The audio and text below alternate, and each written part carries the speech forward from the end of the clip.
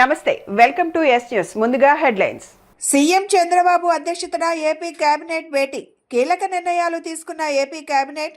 జిల్లాల పునర్విభజన ప్రతిపాదనలకు ఆమోదం తెలిపిన మంత్రివర్గం. ఏపీని క్రీడాంధ్రప్రదేశ్గా తీర్చిదిద్దేందుకు ముఖ్యమంత్రి చంద్రబాబు నాయుడు కృషి చేస్తున్నారన్న ఎంపీ కేశినేని చిన్ని. సీఎం చేస్తున్న కృషిలో క్రీడాకారులు కూడా భాగస్వామ్యం కావాలని పిలుపు. సీఎం క్రీడాకారులకు ప్రోత్సాహం అందించాలనే ఉద్దేశంతోనే నగదు బహుమతులను భారీగా పెంచడం జరిగిందని వ్యాఖ్య. శాంతినగర్లో క్యోయికి కరాటే అకాడమీ నందు ఇంటర్నేషనల్ షోటోకాన్ కరాటే అసోసియేషన్ నిర్వహణలో బెల్ట్ గ్రేడింగ్ టెస్ట్ నిర్వహించిన chief coach Ballam Kishore. AP cabinet కీలక నిర్ణయాలు తీసుకుంది. సీఎం చంద్రబాబు అధ్యక్షతన జరిగిన ఈ సమావేశంలో జిల్లాల పునర్విభజన ప్రతిపాదనలకు మంత్రివర్గం ఆమోదం తెలిపింది. మంత్రివర్గ నిర్ణయంతో కొత్తగా మదనపల్లి, మార్కాపురం, రంపచోడవరం జిల్లాలు ఏర్పాటు కానున్నాయి. దీంతో రాష్ట్రంలోని జిల్లాల సంఖ్య 28కి పెరగనుంది. దీనికి సంబంధించి ఎల్లుండి తుది గెజెట్ నోటిఫికేషన్ విడుదల కానుంది.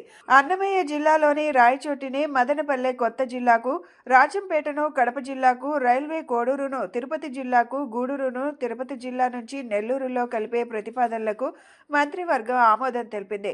మరోవైపు కొత్తగా 5 రెవెన్యూ డివిజన్ల ఏర్పాటుకు మంత్రివర్గం ఆమోదం తెలియజేసింది. ఆంధ్రప్రదేశ్ ను క్రీడాంధ్రప్రదేశ్ గా తీర్చిదిద్దేందుకు ముఖ్యమంత్రి చంద్రబాబు నాయుడు కృషి చేస్తున్నారని, ఆ కార్యక్రమంలో క్రీడాకారులు కూడా భాగస్వామ్యం కావాలని ఎంపీ కేశినేని శివనాథ్, ఎమ్మెల్యే గద్దె రామ్మోహన్ పిలుపునిచ్చారు. సీఎం చంద్రబాబు నాయుడు క్రీడాకారులకు ప్రోత్సాహం అందించాలనే ఉద్దేశంతోనే నగదు బహుమతులను భారీగా పెంచడం జరిగిందన్నారు. డిసెంబర్ 29 నుంచి డిసెంబర్ 30 వరకు జరిగే ఉమ్మడి కృష్ణా జిల్లాల inter polytechnic sports regional sports meet 2025-26ను ముఖ్య అతిథులుగా హాజరైన ఎంపీ కేశినేని శివనాథ్, ఎమ్మెల్యే గద్దె రామ్మోహన్ క్రీడా జ్యోతి వెలిగించి ఈ పోటీలను ప్రారంభించారు.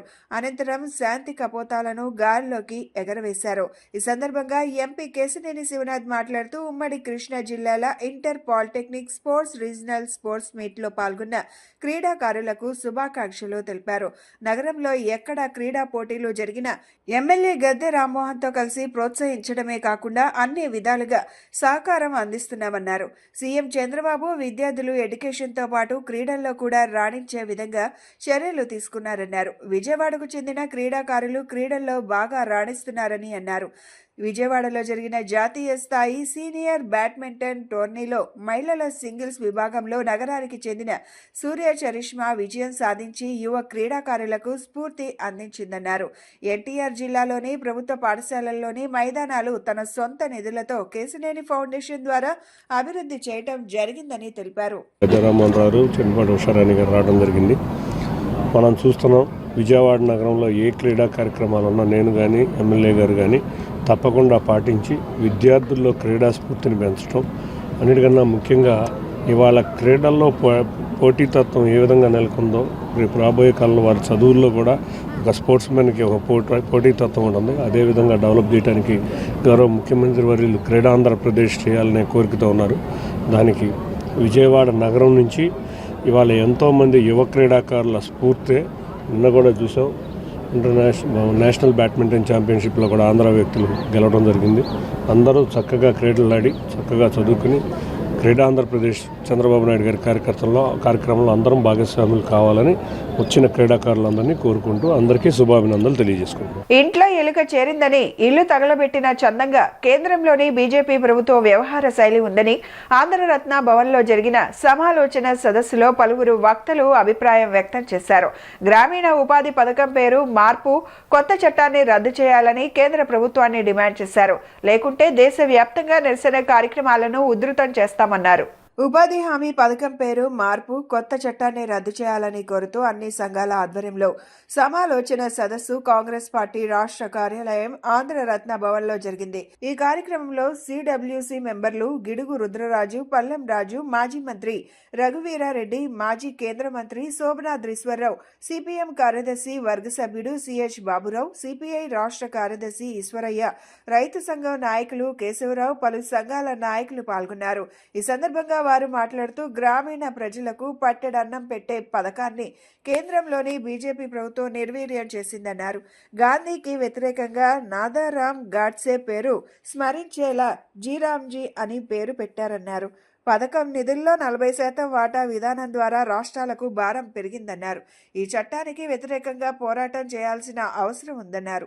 ఫిబ్రవరి 2న అనంతపురం జిల్లా కేంద్రంగా బండ్లపల్లి నుంచి భారీ సభ నిర్వహిస్తామని చెప్పారు. ఫిబ్రవరి 12న కార్మిక సంఘాలన్నీ సార్వత్రిక సమ్మెకు పిలుపునిచ్చాయన్నారు.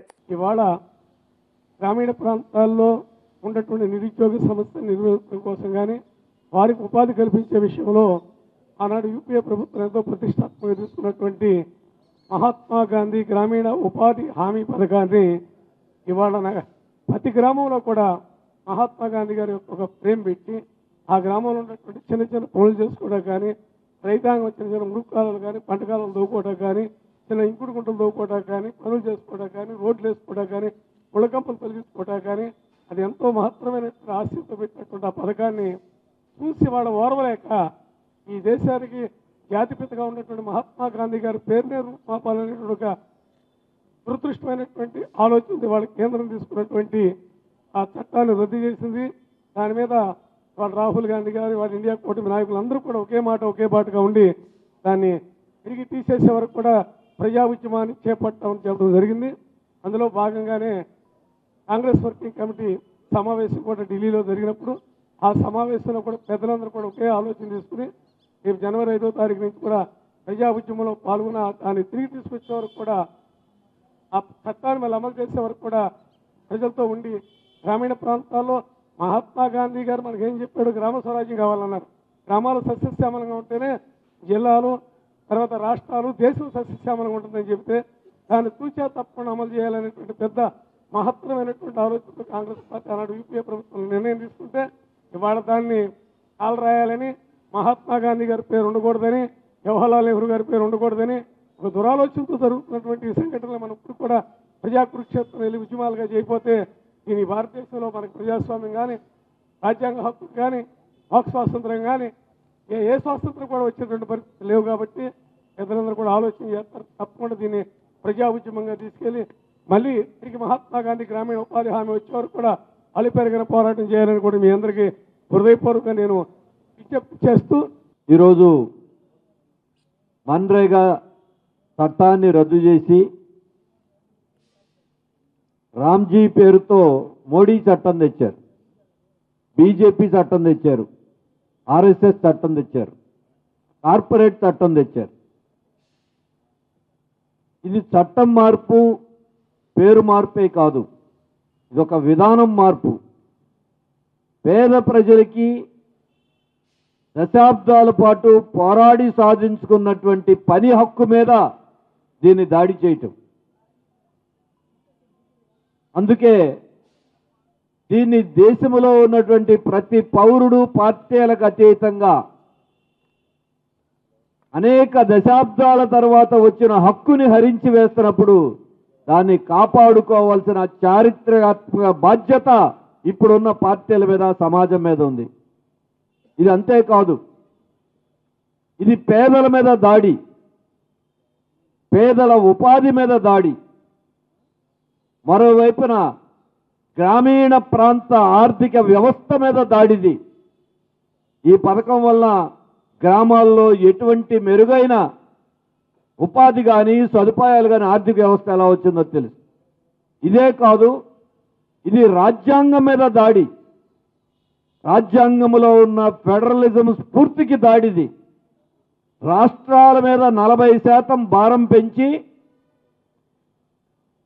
రేపు ఈ పథకమే డబ్బు లేదు కాబట్టి అమలు చేయకుండా నిర్వీర్యం చేయటం కోసం చేసిన కుట్ర. 11 ఏళ్ల నుంచి మోడీ గారు ఎప్పుడు రద్దు చేద్దామా అని బీజేపీ ఎదురు చూస్తూ ఉంది. శాంతినగర్లో క్యోయికి కరాటే అకాడమీ నందు ఇంటర్నేషనల్ షోటోకాన్ కరాటే అసోసియేషన్ నిర్వహణలో చీఫ్ కోచ్ బల్లం కిషోర్ ఆధ్వర్యంలో కరాటే విద్యార్థులకు బెల్ట్ గ్రేడింగ్ టెస్ట్ నిర్వహించడం జరిగింది. బెల్ట్ గ్రేడ్ పరీక్షల్లో అద్భుత ప్రతిభ కనబరిచిన, ఉత్తీర్ణత సాధించిన విద్యార్థులకు శాంతినగర్లో క్యోయిగు కరాటే అకాడమీ నందు ఇంటర్నేషనల్ షోటోకాన్ కరాటే అసోసియేషన్ నిర్వహణలో చీఫ్ కోచ్ బల్లం కిషోర్ ఆధ్వర్యంలో కరాటే విద్యార్థులకు బెల్ట్ గ్రేడింగ్ టెస్ట్ నిర్వహించడం జరిగింది. ఈ కార్యక్రమానికి ముఖ్య అతిథిగా YSR Congress party trade union రాష్ట్ర అధ్యక్షులు పూనూరు గౌతమ్ రెడ్డి పాల్గొని బెల్ట్ గ్రేడ్ పరీక్షల్లో అద్భుత ప్రతిభ కనపరిచి ఉత్తీర్ణత సాధించిన విద్యార్థులకు ప్రశంసా పత్రంతో పాటు బెల్ట్లు అందజేయడం జరిగింది. ఈ సందర్భంగా గౌతమ్ రెడ్డి మాట్లాడుతూ క్యూఏకి కరాటే అకాడమీ నందు నిర్వహించిన బెల్ట్ గ్రేడ్ పరీక్షల్లో పాల్గొన్న విద్యార్థులు ఉత్తమ ర్యాంకులు సాధించడం మంచి విషయమని అన్నారు. అంతేకాకుండా చదువుతో పాటు క్రీడల్లో కూడా విద్యార్థులు చురుగ్గా పాల్గొనాలని, అదేవిధంగా కరాటే మార్షల్ ఆర్ట్స్ లో విద్యార్థులు అత్యుత్తమ ప్రదర్శన కనబరిచి తల్లిదండ్రులకు కరాటే అకాడమీకి మంచి పేరు తీసుకురావాలని కోరుతూ, కరాటే నేర్చుకోవడం వల్ల మనసుని ఏకాగ్రతగా ఉంచుకోవడమే కాకుండా శరీరాన్ని దృఢంగా మలుచుకోవడం, సెల్ఫ్ డిఫెన్స్తో ఆత్మవిశ్వాసంతో పాటు ధైర్యంతో అనుకున్న లక్ష్యాలను సాధించగలరని, అంతేకాకుండా ఎంతో వ్యయ ప్రయాసల గురించి మిమ్మల్ని ఈ స్థాయిలో నిలబెట్టిన తల్లిదండ్రులకు, గురువులకు ప్రత్యేకంగా అభినందనలు తెలియజేయాలని కోరారు. ఈ కార్యక్రమంలో కరాటే మాస్టర్స్ పి మురళి, ఎం ఖన్నా తదితరులు పాల్గొన్నారు. షిటో రియా కరాటే అసోసియేషన్ సంబంధించి కిషోర్ గారు నడుపుతున్నటువంటి విధానం ఈ ప్రాంత ప్రజానికి అందరికీ కూడా అందుబాటులోకి తీసుకురావడమే కాకుండా పూర్తి స్థాయిలో అందరికీ దేహదారుఢ్యాన్ని అందజేయడానికి గత 7-8 సంవత్సరాలుగా ఆయన ఈ కార్యక్రమాన్ని తీసుకోవటం, ముందు ముఖ్యంగా చిన్నపిల్లల్లో ఈ దేహదారుఢ్యాన్ని, క్రమశిక్షణని నేర్పడానికి ఈ కరాటే శిక్షణ పూర్తిగా దోహదపడుతుంది అనేటువంటి దానికి కారణమే. ఇప్పుడు చిన్నారులు చేసినటువంటి ఈ విన్యాసాలు చూస్తే వాళ్ళలో పర్ఫెక్ట్నెస్ ఎంత చక్కగా ఉంది అని అంటే అది కిషోర్ లాంటి ఇచ్చినటువంటి ఇన్స్ట్రక్షన్స్ ప్రకారంగా పిల్లలందరూ కూడా ఫాలో అయినట్టుగా అక్కడ కనబడుతూ ఉంది. ఇందుకు గాను ఈ దేశంలో కానీ ఈ రాష్ట్రంలో కానీ ఎవరైనా కానీ క్రమశిక్షణ మెయిన్గా ఉండి విద్యార్థులు తమ యొక్క విధానాలు ముందుకు పెడితే ఆటోమేటిక్గా అన్ని రకాలుగా ఉంటాయి. క్రీడలను ప్రోత్సహించాల్సినటువంటి అవసరం ఉంది. క్రీడలను ప్రోత్సహించినట్లయితే అన్ని రంగాల్లో కూడా ముందుంటారు. విద్యకు సంబంధించినంత వరకు కూడా అది రాదు మన క్రీడల్లో కనుక ఉంటే అనేటువంటి తప్పు. అదే చెప్తున్నా, ఇవాళ నేను ప్లేడర్ దాకా చదువుకున్నానంటే నాకు ఇచ్చినటువంటి ఆ సర్టిఫికెట్ల వల్లనే, ఆ క్రీడలకి సంబంధించిన సర్టిఫికెట్ల వల్లనే కూడా రిజర్వేషన్ కూడా ఉంటుంది. కాబట్టి తల్లిదండ్రులు కూడా క్రీడల ఎడల, ఈ రకమైనటువంటి ఈ కరాటే శిక్షణల ఎడల వారి యొక్క శ్రద్ధ వహించినట్లయితే వాళ్ళు నిష్ణాతులు అవుతారు. ఎవరు ఎక్కడ చెప్పలేం. 10వ తరగతి మాత్రం 11వ తరగతి చదువుకున్నటువంటి టెండూల్కర్ ఈ ప్రపంచాన్నే గజగజలాడించినటువంటి ఆటగాడిగా క్రికెట్లో రాణించడం అనేది జరిగింది. అదే పద్ధతిలో ఏ క్రీడైనా కానీ, ఏ రంగమైనా కానీ కూడా ఒక క్రమశిక్షణతో పట్టుదలతో చేస్తే ముందుకు వెళ్ళటం ఖాయం అనేటువంటి సందర్భంగా తెలియజేస్తూ నిర్వాహకులందరికీ కూడా ముఖ్యంగా కిషోర్ గారికి ధన్యవాదాలు తెలియజేస్తాం. అందరికీ నమస్కారం. ముందుగా మా క్యూఏకి karate academy belt grading test కార్యక్రమానికి విచ్చేసిన ముఖ్య అతిథులు పూనూరు గౌతమ్ రెడ్డి గారికి హృదయపూర్వక ధన్యవాదాలు తెలియజేసుకుంటున్నాం. అదే ఈ యొక్క కార్యక్రమానికి విచ్చేసి నాకు సహకరించిన మా మాస్టర్ మురళీ సార్, అదేవిధంగా కన్నా సార్ కూడా హృదయపూర్వక ధన్యవాదాలు తెలియజేసుకుంటున్నాం. అదేవిధంగా ఈ యొక్క కార్యక్రమానికి విచ్చేసి తన పెర్ఫార్మెన్స్తో బెల్ట్ గ్రేడింగ్ టెస్ట్లో కూడా విజయం సాధించిన విద్యార్థులకు కూడా పేరున వాళ్ళకి ఆశీస్సు అందజేస్తున్నాను. ఈ యొక్క కార్యక్రమానికి ఈ యొక్క కరాటే దాని మీద ఎంత స్ట్రెంత్ నాకు రావడానికి, ఎంతమంది ముందుకు రావడానికి కారణమైన తల్లిదండ్రులకు కూడా వారు ఎదుగుదల ఉండాలి. ప్రతి ఒక్కరు కూడా సెల్ఫ్ డిఫెన్స్లో ఎవరి మీద ఆధారపడకూడదు. ప్రస్తుత పరిస్థితుల్లో కూడా వీరిది తలవించకూడదనే రకంగా నా ముందు పంపిస్తున్న తల్లిదండ్రులకు కూడా హృదయపూర్వక ధన్యవాదాలు తెలియజేసుకుంటున్నాను. అలాగే ఈ యొక్క కార్యక్రమానికి విచ్చేసి మాకు ప్రోత్సాహం అందించిన ఇంకోసారి గౌతమ్ రెడ్డి గారికి కూడా మరీ ధన్యవాదాలు తెలియజేసుకుంటున్నాను. అదేవిధంగా ఈ యొక్క బెల్ట్ గ్రేడింగ్ టెస్ట్ 5వ సంవత్సరం సందర్భంగా ఈ తన పెర్ఫార్మెన్స్తో వైట్ నుంచి ఎల్లో నుంచి గ్రీన్ ఇలా అనేక బెల్ట్ సాధించుకుంటూ ఈరోజు పర్పుల్ దాకా వచ్చి బ్రౌన్ దాకా వచ్చిన నా విద్యార్థులకు కూడా నా హృదయపూర్వక ఆశీస్సు అందజేసుకుంటున్నాను. అదేవిధంగా ఇంకా ముందుకు వెళ్ళాలని అదే రకంగా తల్లిదండ్రులు కూడా ఈ ప్రోత్సాహం అందిస్తున్నారు ప్రతి విషయంలోనూ.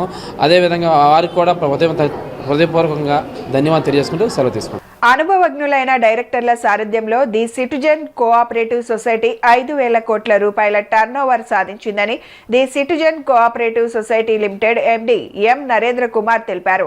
1997లో ప్రారంభించబడిన Visakhapatnam cooperative bank limited the citizen cooperative society limited multi state cooperative సొసైటీగా దేశంలోనే 2వ స్థానం సాధించిందని పేర్కొన్నారు. రాబోయే రోజుల్లో మరో 2 బ్రాంచీలను ప్రారంభిస్తున్నట్లు చెప్పారు. విజయవాడ ఆటోనగర్ బల్లంవారి వీధిలో Visakhapatnam cooperative bank limited, the citizens cooperative society limited 44వ శాఖను మాజీ ఎమ్మెల్యే, మాజీ chairman emeritus Manav Anjaneyulu, the citizen cooperative society limited MD M Narendra కుమార్తో కలిసి లాంఛనంగా ప్రారంభించారు. ఈ సందర్భంగా ఆయన మాట్లాడుతూ 1997లో ప్రారంభించబడిన Visakhapatnam cooperative bank limited, the citizens cooperative society limited multi state cooperative సొసైటీగా దేశంలోనే 2వ స్థానం సాధించిందని తెలిపారు. గత సంవత్సరం 100 కోట్ల రూపాయల ప్రాఫిట్ వచ్చిందని తెలిపారు. ఎస్బీ డిపాజిట్పై అత్యధిక వడ్డీ 6.5%, రోజువారీ నిల్వలపై ఉంటుందన్నారు.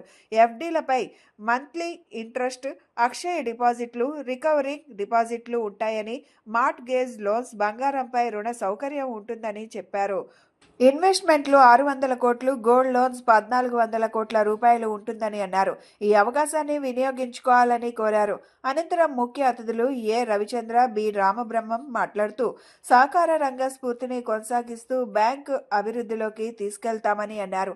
ఈ కార్యక్రమంలో వైస్ చైర్మన్ పిఆర్ విపిఎస్ రాజు, వెంకట సుబ్బయ్య, సలహాదారు, Autonagar branch manager Chhaava Sravanthi, bank డైరెక్టర్లు, బ్యాంక్ సిబ్బంది తదితరులు పాల్గొన్నారు.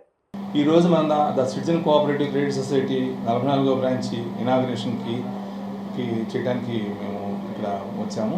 ఇంకా దీనికి ఏంటంటే ఇది 1997లో స్టార్ట్ అయ్యి మల్టీ స్టేట్ కోఆపరేటివ్ క్రెడిట్ సొసైటీలోనే ఇండియాలోనే 2nd పొజిషన్లో ఉంది.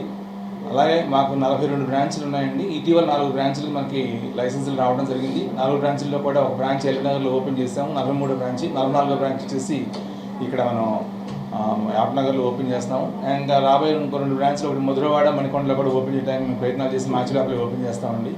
ఇప్పటివరకు టోటల్ వ్యాపారాలు నిర్వహించింది మేము 4,500 కోట్ల వ్యాపారం. దానిలో 2,500 కోట్లు డిపాజిట్స్, 2,400 కోట్లు అడ్వాన్సెస్. మాకు 1,10,000 మంది మెంబర్స్ అయితే ఉన్నారు దీనిలోనూ. అలాగే ప్రాఫిట్ కూడా లాస్ట్ 82 కోట్ల ప్రాఫిట్ కూడా మేము ఆర్జించడం జరిగింది. ఈ సంవత్సరం మేము పెట్టుకున్న టార్గెట్ 5,000 crores, 100 crores ప్రాఫిట్ పెట్టుకున్నామండి. 100 crores ప్రాఫిట్, ఈ 5,000 crores కూడా మా 44 బ్రాంచ్ నుంచి కూడా తప్పకుండా అచీవ్ అవుతామనేది మాకైతే నమ్మకం ఉంది. ఇప్పటికే 4,900 crores అచీవ్ అయిపోయాము ఈ సంవత్సరం. ఇంకా 100 crores గ్యాప్ ఉంది. 100 crores గ్యాప్ కూడా ఈ 3 నెలల్లో మేము చేస్తామని మాకు చాలా నమ్మకం అయితే ఉంది. ఇంకోటి ఏంటంటేనండి, ఈ యొక్క సొసైటీలో మనకి హైయెస్ట్ అడ్వాంటేజ్ ఒక ఇంట్రెస్ట్ ఎస్బీఐ అకౌంట్లో పెట్టిన దానికి 6.5% రేట్ ఆఫ్ ఇంట్రెస్ట్ ఇవ్వడం జరుగుతుంది. అలాగే టర్మ్ డిపాజిట్స్లో కూడా ఎక్కడా కూడా మనకి ఇండస్ట్రీలోనే లేదండి. 8.5, 9, 9.5, 10 మంత్లీ ఇన్కమ్ కూడా ఉంది. దీనిలో మంత్లీ ఇంట్రెస్ట్ పేమెంట్ కూడా ఉంది. లాకర్ ఫెసిలిటీస్ కూడా ఉన్నాయి మన దగ్గర. అలాగే మార్ట్గేజ్ లోన్స్ ఇస్తున్నాము, గోల్డ్ లోన్స్ ఇస్తున్నాము. గోల్డ్ లోన్స్ వచ్చేసి మా టోటల్ అడ్వాన్సెస్లో వచ్చేసి 60% గోల్డ్ లోన్స్ ఉన్నాయండి. అలాగే డిపాజిటర్స్ అందరూ కూడా డిపాజిట్ ఇన్సూరెన్స్ లేదు మీ దగ్గర అనేది కొంత నివృత్తి చేసినా కానీ మా సొసైటీ 100%. మాకు ఇన్వెస్ట్మెంట్స్ వచ్చేసి 600 కోట్లు అండ్ గోల్డ్ లోన్స్ వచ్చేసి 1,400 కోట్లు, 2,000 కోట్లు. మాకు 2,500 crores డిపాజిట్స్ నుండి 2,000 కోట్లు అంటే 80% మాకు లిక్విడిటీ కవర్ అయింది. రిమైనింగ్ 1,000 crores కూడా మేము మార్ట్గేజ్ లోన్స్ ఇచ్చాము. విత్ 200% కొలేటెడ్ సెక్యూరిటీతో మార్ట్గేజ్ లోన్స్ ఇస్తామండి. అవి కూడా ఈజీగా రిలీజబుల్ అయిపోయేది. మాకు స్ట్రెస్ పొజిషన్ కూడా ఎక్కువ లేదు. టోటల్గా కూడా ఆ రీపేమెంట్స్ కూడా కరెక్ట్గానే బాగానే వస్తున్నాయి. మోడీ ప్రభుత్వం రైతు వ్యతిరేక నల్ల చట్టాలను పరోక్షంగా అమలు చేస్తూ వ్యవసాయాన్ని కార్పొరేట్లకు అప్పజెప్తోందని ఆల్ ఇండియా కిసాన్ సభ ఆంధ్రప్రదేశ్ కమిటీ ఉపాధ్యక్షులు వై కేశవరావు, సిపిఐ రాష్ట్ర కార్యదర్శి ఈశ్వరయ్య మండిపడ్డారు. దుక్కి దున్నిన దగ్గర నుండి పంట అమ్ముకునే వరకు రైతులకు రుణ మరియు రుణేతర సేవలను సహకార సంఘాలు అందిస్తున్నాయని చెప్పారు. అటువంటి సహకార సంఘాలను కేంద్ర ప్రభుత్వం తన ఆధీనంలోకి తీసుకుని వ్యవసాయ రంగంలోకి వస్తున్న కార్పొరేట్లకు అనుకూలంగా వాటిని అప్పచెప్పేందుకు జీవోలు, మార్గదర్శకాలు ఇచ్చిందని విమర్శలు గుప్పించారు. ఆంధ్రప్రదేశ్ వ్యవసాయ పరపతి సహకార సంఘాల ఉద్యోగ యూనియన్ల ఐక్య వేదిక పిలుపు మేరకు ధర్నా చౌక్లో ప్రాథమిక వ్యవసాయ పరపతి సహకార సంఘాల్లో పనిచేస్తున్న వేలాది ఉద్యోగులు భారీ ధర్నా నిర్వహించారు. ఈ సందర్భంగా ఆల్ ఇండియా కిసాన్ సభ ఆంధ్రప్రదేశ్ కమిటీ ఉపాధ్యక్షులు వై కేశవరావు, సిపిఐ రాష్ట్ర కార్యదర్శి ఈశ్వరయ్య మాట్లాడుతూ ఉద్యోగులు లేవనెత్తిన సమస్యలన్నిటి పరిష్కారానికి జరిగే పోరాటాలకు రాష్ట్ర రైతు సంఘం మద్దతు ఇస్తుందని ప్రకటించారు. మోడీ ప్రభుత్వం రైతు వ్యతిరేక నల్ల చట్టాలను పరోక్షంగా అమలు చేస్తూ వ్యవసాయాన్ని కార్పొరేట్లకు అప్పజెపుతోందన్నారు. దుక్కు దున్నిన దగ్గర నుండి పంట అమ్ముకునే వరకు రైతులకు రుణం మరియు రుణేతర సేవలను సహకార బ్యాంకులు అందిస్తున్నాయని చెప్పారు. సహకార రంగాన్ని కాపాడుకునేందుకు రైతులు, ఉద్యోగులు అంతా ఐక్యంగా పోరాడాలని కోరారు. ప్రభుత్వానికి పైసా ఖర్చు లేని ఉద్యోగుల వేతన సవరణ ఆలస్యం చేయటం తగదని అన్నారు. 2014లో కావాల్సిన వేతన సవరణను 10 సంవత్సరాలు పూర్తి అయినప్పటికీ ఇప్పటికీ అమలు చేయలేకపోవడం ప్రభుత్వ తప్పిదమని చెప్పారు. గ్రాట్యుటీ చట్ట ప్రకారం ఇవ్వాలని, ఉద్యోగుల పదవి విరమణ వయసును 62 సంవత్సరాలకు పెంచాలని కోరారు. ఈరోజు ఆంధ్రప్రదేశ్ రాష్ట్రంలోని ఉన్నటువంటి సహకార సంఘ ఉద్యోగుల అసోసియేషన్లన్నీ కూడా జేఏసీగా ఏర్పడి ధర్నా చౌక్లో ధర్నా కార్యక్రమానికి పిలుపునివ్వడం జరిగింది. ముఖ్య ఉద్దేశం ఒకటే, గత నెల రోజులుగా సుదీర్ఘకాలంగా అంటే సుమారు 10 సంవత్సరాలుగా అమలుకు నోచుకోకుండా ఉన్నటువంటి అనేక సమస్యల పరిష్కారం కోరుతూ అనేక ఆందోళన కార్యక్రమాలకు పిలుపునిచ్చారు. అందులో భాగంగా 2009లో 151 జీవో అని వచ్చింది. ఆ తర్వాత 2019లో జీవో నెంబర్ 36తో హెచ్ఆర్ పాలసీ రిలీజ్ చేశారు. 2019లో రిలీజ్ అయినటువంటి హెచ్ఆర్ పాలసీ ఈనాటికి కూడా ఇంకా అమలుకు నోచుకోలేదు. 2009లో ఏవైతే వేతనాలు పొందుతున్నారో అదే స్కేల్స్ ని ఈ రోజు కూడా అనేక జిల్లాల్లో సహకార సంఘ ఉద్యోగులు అంటే 16 సంవత్సరాలుగా వేతన సవరణ లేకుండా ఉన్నటువంటి ఏకైక సమస్య ఏదైనా ఉందంటే అది సహకార సంఘాలే. ఇదే కాకుండా 2019లో సహకార సంఘాల్లో రిక్రూట్మెంట్ మీద బ్యాన్ ఇవ్వడం జరిగింది. కానీ ఉన్నటువంటి ఉద్యోగులేమో పదవి విరమణ చేసుకుంటూ వెళ్ళిపోతున్నారు. వాళ్ళ స్థానంలో సహకార సంఘాలు నడవటం కోసం 2019 తర్వాత అనేక మందిని రోజువారీ వేతనాలపై ఉద్యోగాలను తీసుకోవడం జరిగింది. కూటమి ప్రభుత్వం వల్ల నిరుద్యోగులకు ఒరిగిందేమీ లేదని, నిరుద్యోగుల పట్ల ప్రభుత్వం అనుసరిస్తున్న విధానాలకు వ్యతిరేకంగా జనవరి 30న నిరసన కార్యక్రమాలకు ఏఐవైఎఫ్ ప్రధాన కార్యదర్శి పరుచూరి రాజేంద్రబాబు పిలుపునిచ్చారు. ప్రతి సంవత్సరం జనవరిలో జాబ్ క్యాలెండర్ ప్రకటిస్తామని, నిరుద్యోగులకు నిరుద్యోగ భృతి ఇస్తామని హామీ ఇచ్చిన కూటమి ప్రభుత్వం ఇచ్చిన హామీని అమలు చేయకపోవడం దుర్మార్గమని మండిపడ్డారు. ఏఐవైఎఫ్ రాష్ట్ర కమిటీ ఆధ్వర్యంలో దాసరి భవన్ నందు నిర్వహించిన మీడియా సమావేశంలో ఏఐవైఎఫ్ ప్రధాన కార్యదర్శి పరుచూరి రాజేంద్రబాబు, ఆర్గనైజింగ్ సెక్రటరీ సంతోష్ కుమార్, అధ్యక్షుడు యుగంధర్ పాల్గొని మాట్లాడారు. నిరుద్యోగుల కోసం ఎన్నో హామీలను ఇచ్చి అధికారంలోకి వచ్చిన కూటమి ప్రభుత్వం నిరుద్యోగులకు ఇచ్చిన హామీలను నెరవేర్చలేదన్నారు. ప్రతి సంవత్సరం జనవరిలో జాబ్ క్యాలెండర్ విడుదల చేస్తామని, నిరుద్యోగ భృతి ఇస్తామని చెప్పి నిరుద్యోగులను మోసం చేసిందన్నారు. రాష్ట్రంలో ప్రతి సంవత్సరం 4,000 మంది ఆర్థిక ఇబ్బందులతో ఆత్మహత్యలకు పాల్పడుతున్నారన్నారు. తక్షణమే నిరుద్యోగులకు ఇచ్చిన హామీలను నెరవేర్చాలన్నారు. ప్రభుత్వం నిరుద్యోగుల పట్ల అనుసరిస్తున్న వ్యతిరేక విధానాలకు వ్యతిరేకంగా జనవరి 30న నిరసన కార్యక్రమాలకు పిలుపునిస్తున్నామన్నారు. ఈరోజు ఎన్డీఏ కూటమి అధికారంలోకి వచ్చి సంవత్సరం 18 నెలలు గడుస్తున్నప్పటికీ ఎన్నికల్లో యువతకి విపరీత హామీలు ఇచ్చారు. నిరుద్యోగ భృతి ఇస్తాము, ప్రత్యేకంగా పరోక్షంగా సంవత్సరానికి 4 లక్షల ఉద్యోగాలు భర్తీ చేస్తాము, ఈ రాష్ట్రంలో నిరుద్యోగ యువతను ఆదుకుంటామని చెప్పిన మంత్రి లోకేష్ గారు ఈరోజు మౌనంగా పాటిస్తున్నారు. ఈరోజు ఏపీ గవర్నమెంట్ క్యాబినెట్ సమావేశం జరుగుతుంది కాబట్టి ఏపీ క్యాబినెట్ సమావేశంలో పూర్తి స్థాయిలో నిరుద్యోగుల కోసం చర్చించి నెలకు 3,000 రూపాయలు ఇస్తామని నిరుద్యోగ భృతి ఇవ్వాలి. అలాగే ఈ రాష్ట్రంలో నిరుద్యోగం ప్రభుత్వ శాఖల్లో ఖాళీలు ఉన్నాయి. 2,36,000 ఉద్యోగాలు ఖాళీలు ఉన్నాయని చెప్పి ఆనాడు ఎన్నికల పాదయాత్రలో చెప్పింది మీరే. మేము అధికారంలోకి వస్తే ఇవన్నీ పూర్తి చేస్తామని చెప్పింది కూడా మీరే.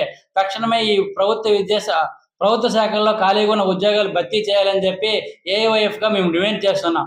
ఉద్యోగాలు లేని, ఉద్యోగ భద్రత లేని ఈ దేశంలో రాష్ట్రం ఏదైనా ఉందంటే అది ఆంధ్రప్రదేశ్ రాష్ట్రమే. ఎందుకంటే ప్రభుత్వమే చెప్తాంది దేశంలోనే అత్యధిక నిరుద్యోగులు ఉండే రాష్ట్రం. 8.2% మన నిరుద్యోగ రేటు ఉందని కూడా చెప్పడం జరుగుతుంది. అంటే దశాబ్ద కాలాలు పైబడి కూడా ఈ రాష్ట్రంలో ఎటువంటి ఉద్యోగాలు, ప్రభుత్వ శాఖలో ఉద్యోగాలు ఖాళీలను భర్తీ చేయలేదు ఈ రాష్ట్ర ప్రభుత్వం. 2017 నాటికే ప్రభుత్వ శాఖల్లో 3 లక్షల పైగా ఉద్యోగాలు ఖాళీలు ఉన్నాయి. దానికి సంబంధించి దశాబ్దాల కాలంగా నిరుద్యోగులు అనేక కోచింగ్ సెంటర్లో శిక్షణ పొందుతా ఉన్నారు. కుటుంబ పోషణకు బరువై ఆర్థిక హత్యలు పాల్పడతా ఉన్నారు. ఈరోజు చూసినట్టయితే ప్రతి సంవత్సరం సర్వేలో సుమారు 4,000 మంది సంవత్సరానికి ఏదో రకంగా ఆర్థిక ఇబ్బందుల వల్ల ఉద్యోగాలు లేకపోవడం వల్ల ఆత్మహత్యలకు గురవుతున్నారు. ఈ సర్వేను కూడా మన గత వైసీపీ గవర్నమెంట్ టీడీపీ ప్రభుత్వమే నిర్వహించింది. కూటమి ప్రభుత్వం అధికారంలోకి రావడం కోసం యువగాలం పాదయాత్ర ద్వారా నిరుద్యోగులందరికీ జనవరి 1వ తారీఖున జాబ్ క్యాలెండర్ ప్రకటిస్తాము. మేము అధికారంలోకి రాగానే ఏటా 4 లక్షల ఉద్యోగాలు లేదా నిరుద్యోగ యువతకి నిరుద్యోగ భృతి ఇచ్చేటటువంటి బాధ్యత మాదే అని చెప్పి నమ్మబలికి నిరుద్యోగుల ఓట్ల ద్వారా కూటమి ప్రభుత్వం అధికారంలోకి వచ్చింది. అధికారంలోకి వచ్చిన తర్వాత రాష్ట్ర ప్రభుత్వ శాఖల్లో ఖాళీగా ఉన్నటువంటి పోస్టుల గురించి ఇంతవరకు సమాలోచనలు చేసినటువంటి పరిస్థితి లేదు. ఒక పక్క సచివాలయ ఉద్యోగుల ద్వారా రాష్ట్ర ప్రభుత్వం నిర్వహించినటువంటి సర్వే ప్రకారం 1,56,00,000 మంది నిరుద్యోగులు ఈ రాష్ట్రంలో ఉద్యోగాల కోసం ఎదురు చూస్తా ఉన్నాము. తక్షణమే 1,56,000 మంది మాకు ఉద్యోగాలు కావాలి అని చెప్పేసి కోరినటువంటి పరిస్థితులు సర్వేల రూపంలో ఉన్నాయి. ఆంధ్రప్రదేశ్ రాష్ట్ర శ్రీనిధి పోర్టల్లో కూడా సుమారుగా 1,56,000 పోస్టులు ఖాళీగా ఉన్నాయని చెప్పారు. రెవెన్యూ శాఖ, విద్యుత్ శాఖ, మున్సిపల్ శాఖలోనే సుమారుగా 47,000 పోస్టులు ఖాళీగా ఉన్నాయి. అదేవిధంగా వ్యవసాయ శాఖలో 17,000 పోస్టులు ఖాళీగా ఉన్నాయి. రాష్ట్ర వ్యాప్తంగా అనేక జిల్లాల్లో కూడా పోస్టులు ఖాళీగా ఉన్నాయని చెప్పేసి ఒక పక్క లెక్కలు చెప్తున్నా కూడా ఇంతవరకు జాబ్ క్యాలెండర్ ప్రకటించినటువంటి పరిస్థితి లేదు. వెనుకబడిన ప్రాంతాలను రాష్ట్రాన్ని పరిపాలించిన ప్రభుత్వాలు ఏమీ పట్టించుకోలేదని, వాటి అభివృద్ధికి కృషి చేయలేదని ఆంధ్రప్రదేశ్ వెనుకబడిన ప్రాంతాల అభివృద్ధి వేదిక రాష్ట్ర అధ్యక్షులు బి నారాయణ రెడ్డి ఆవేదన వ్యక్తం చేశారు. వచ్చే రాష్ట్ర బడ్జెట్లో వెనుకబడిన ప్రాంతాల అభివృద్ధి కోసం 20% నిధులు కేటాయించాలని కూటమి ప్రభుత్వాన్ని ఆయన డిమాండ్ చేశారు. వెనుకబడిన ప్రాంతాల అభివృద్ధి కొరకు జనవరి 24న తిరుపతిలో మహా సదస్సు నిర్వహిస్తున్నామని, ఈ సదస్సులో ప్రతి ఒక్కరూ పాల్గొని జయప్రదం చేయవలసిందిగా కోరారు. విజయవాడ గాంధీనగర్ ప్రెస్ క్లబ్ నందు ఏపీ వెనుకబడిన ప్రాంత అభివృద్ధి వేదిక ఆధ్వర్యంలో మీడియా సమావేశం నిర్వహించడం జరిగింది. ఈ సమావేశంలో వేదిక రాష్ట్ర అధ్యక్షుడు బి నారాయణ రెడ్డి, రాష్ట్ర కార్యదర్శి శ్యాంప్రసాద్ తదితరులు పాల్గొని మాట్లాడారు. గత 40 ఏళ్లుగా రాష్ట్రంలోని రాయలసీమ, నెల్లూరు, ప్రకాశం, ఉత్తరాంధ్రలోని ప్రాంతాలు వెనుకబడి ఉన్నాయన్నారు. వెనుకబడిన ప్రాంతాల అభివృద్ధి కోసం ఎలాంటి ప్రయత్నాలు జరగలేదన్నారు. వెనుకబడి ప్రాంతాల అభివృద్ధి కోసం రాబోయే రాష్ట్ర బడ్జెట్లో 20% నిధులు కేటాయించాలని ప్రభుత్వాన్ని డిమాండ్ చేశారు.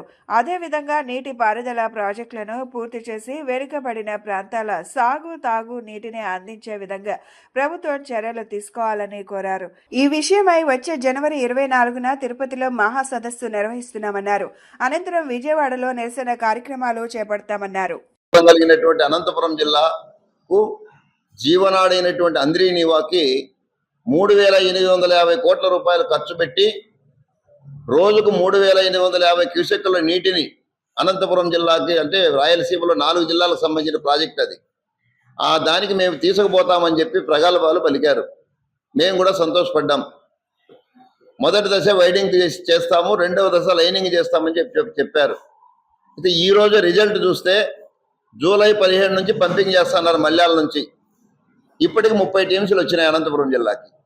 దీని అర్థమైంది, మీరు చెప్పిన ప్రకారమే 3,850 క్యూసెక్కులు కాదు కదా, 2,000 క్యూసెక్కులు కూడా రోజుకి తీసుకురాలేకపోయినారంటే మీ డబ్బు ఎవరు ఖర్చు చేసినారు? మేము గత 2-3 సంవత్సరాలుగా వెనకబడ్డ ప్రాంతాల అభివృద్ధి కోసం తీవ్రమైనటువంటి కృషి చేస్తూ ఉన్నాం. వెనకబడ్డ ప్రాంతాలు అంటే ప్రధానంగా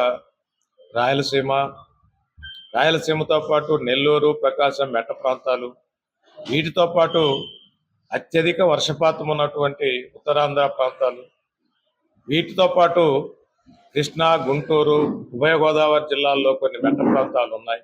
వీటన్నింటినీ కలిపి మేము ఈరోజు అక్కడ సమగ్రాభివృద్ధి కోసం, ముఖ్యంగా సాగునీటి వనరులు అందించి అక్కడ వ్యవసాయ అభివృద్ధి, పారిశ్రామిక అభివృద్ధికి కృషి చేయాలనేటువంటి ఉద్దేశంతో మా సంస్థ పనిచేస్తాము.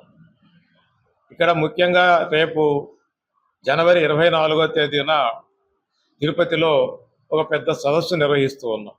విశ్వవ్యాప్త కథోలిక శ్రీసభలో యేసుక్రీస్తు జయంతి 2025 జూబ్లీ ముగింపు వేడుకలు నూతన అధ్యాయానికి నాంది పలుకుతూ చారిత్రాత్మక ఘట్టంగా మిగిలిపోతాయని Vijayawada Catholic diocese most reverend bishop Telagathoti Joseph Rajarao ఉద్ఘాటించారు.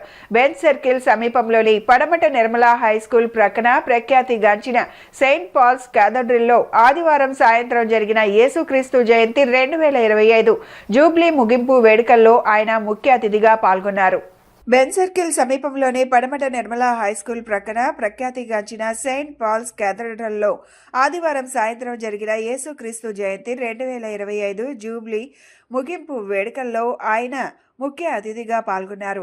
ఈ సందర్భంగా బిషప్ జోసెఫ్ రాజారావు దైవ సందేశమిస్తూ విశ్వ శాంతి దూత దివంగత పోప్ ఫ్రాన్సిస్ వారు 2025 సంవత్సరాన్ని యేసుక్రీస్తు జయంతి 2025 జూబ్లీ వేడుకలుగా ప్రకటించిన విషయాన్ని గుర్తు చేశారు.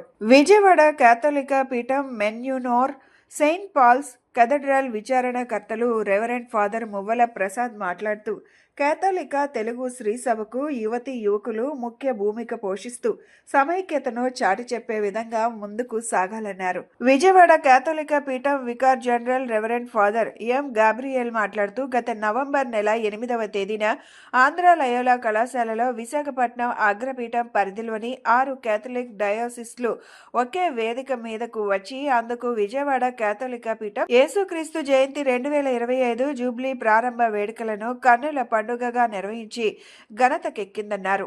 అనంతరం సెయింట్ పాల్స్ కేథడ్రల్లో శోభాయమానంగా అలంకరించిన పవిత్ర పూజాపీఠంపై పీఠాధిపతులు Telagathoti Joseph Rajarao, monsignor father Muvvala Prasad, vicar general father M Gabriel, procurator father Kiran తదితర డయోసిస్ గురువులు క్రీస్తు జయంతి 2025 జూబ్లీ ముగింపు సమిష్టి దివ్య పూజా బలి సమర్పించారు. ఈ కార్యక్రమంలో గుడదల మాత పుణ్యక్షేత్రం rector father Eleti William Jayaraj Swami, education society director father Kolakani Marianna, father PK Joseph, SSC director father Thota Sunil Raj, secretary father Vinod, diocese గురువులు, మఠ కన్యలు, కేథలిక విశ్వాసులు పెద్ద ఎత్తున పాల్గొన్నారు. ఈరోజు సాయంత్రం ప్రత్యేకంగా కేథలిక చర్చికి ఒక ప్రత్యేకమైన రోజు. గత 1 సంవత్సరంగా మేము ఈ సంవత్సరం మొత్తాన్ని పవిత్ర వత్సరంగా గణిస్తూ 2025ని క్రీస్తు జయంతి 2025ని పెద్ద పండుగగా చేసుకున్నాం. ఈ వేడుక సంవత్సరం మొత్తం సాగింది. ఈరోజు మనం ఈ వేడుకను మేము ముగించబోతున్నాం. అందుకనే ఇక్కడ అందరూ ఈ గురువులు మిగిలిన విశ్వాసులు అందరూ రానున్నారు. దీని యొక్క ముఖ్యాంశం ఏంటంటే నిరీక్షణ కోసం మనం ఎప్పుడు సిద్ధంగా ఉండాలి. జీవితంలో ఎవరు నిరాశకు గురి కాకుండా ఇప్పుడు నిరీక్షణతో ఉండాలి. అంటే దేవుని మీద నమ్మకంతో ఉండాలని అసలు దీని యొక్క ముఖ్యమైన ఉద్దేశం. అందరికీ ఈ విషయాన్నే పరిశుద్ధ పాపు గారు అందరికీ అర్థమయ్యేలా చెప్పారు. పోయిన సంవత్సరం ఇదే రోజున యావత్ ప్రపంచమంతటా కూడా కేథలిక్ చర్చి ఒక జూబిలీ సంవత్సరాన్ని ప్రారంభించింది. ప్రభువు జన్మించి 2000 సంవత్సరాలు అవుతున్నటువంటి నేపథ్యంలో, 2020 సంవత్సరాలు నేపథ్యంలో ఒక యాత్ర పుణ్యక్షేత్రాలకు వెళ్ళాలనేటువంటిది ఒక పిలుపునివ్వడం జరిగింది. దాన్ని అనుసరించి మేమందరం కూడా యాత్ర చేయడం జరిగింది. ఆదిమ సంఘం అనగా మొదటి శతాబ్దంలో క్రైస్తవులను ప్రభు మార్గములో నడిచేవాళ్ళు, మార్గాన్ని వెంబడించేవారని చెప్పేవారు.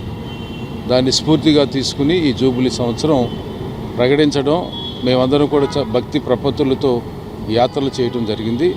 ఇప్పుడు ఈరోజు ఈ యాత్ర ముగిస్తూ దేవునికి ఆరాధనలు, క్రీస్తు శిలువ మీద మరణించినటువంటి ఆ బలిని కొనసాగించి ఆశీర్వాదాలందరికీ మా ద్వారా ప్రజలందరూ కూడా ఇచ్చేటువంటి కార్యక్రమం ఇది. ఇక్కడ ఈ ఊరేగింపు లేక ప్రదక్షిణ ద్వారా దేవాలయంలోనికి ప్రవేశించి మేతరానులు అనగా ఆయన ప్రథమ గురువుగా ఇక్కడ ఈ మేతరాసనానికి ఉంటున్నారు కాబట్టి ఆయన పూజా బలిని మా అందరితో కలిసి ప్రార్థిస్తారు. ఈ ప్రార్థనలో అందరి కొరకు కూడా దేవుని యొక్క ఆశీస్సులు అందిస్తూ ప్రార్థన చేస్తున్నాము. Thank you. బులెటిన్ ముగించే ముందు హెడ్లైన్స్ మరొకసారి. సీఎం చంద్రబాబు అధ్యక్షతన ఏపీ కేబినెట్ భేటీ. కీలక నిర్ణయాలు తీసుకున్న ఏపీ కేబినెట్. జిల్లాల పునర్విభజన ప్రతిపాదనలకు ఆమోదం తెలిపిన మంత్రివర్గం. ఏపీని క్రీడాంధ్రప్రదేశ్గా తీర్చిదిద్దేందుకు ముఖ్యమంత్రి చంద్రబాబు నాయుడు కృషి చేస్తున్నారన్న ఎంపీ కేశినేని చిన్ని. సీఎం చేస్తున్న కృషిలో క్రీడాకారులు కూడా భాగస్వామ్యం కావాలని పిలుపు. సీఎం క్రీడాకారులకు ప్రోత్సాహం అందించాలనే ఉద్దేశంతోనే నగదు బహుమతులను భారీగా పెంచడం జరిగిందని వ్యాఖ్య. శాంతినగర్లో క్యోయికి కరాటే అకాడమీ నందు ఇంటర్నేషనల్ షోటోకాన్ కరాటే అసోసియేషన్ నిర్వహణలో బెల్ట్ గ్రేడింగ్ టెస్ట్ నిర్వహించిన చీఫ్ కోచ్ బల్లం కిషోర్. ఇవి ఈనాటి bulletin updates. Keep watching yes news.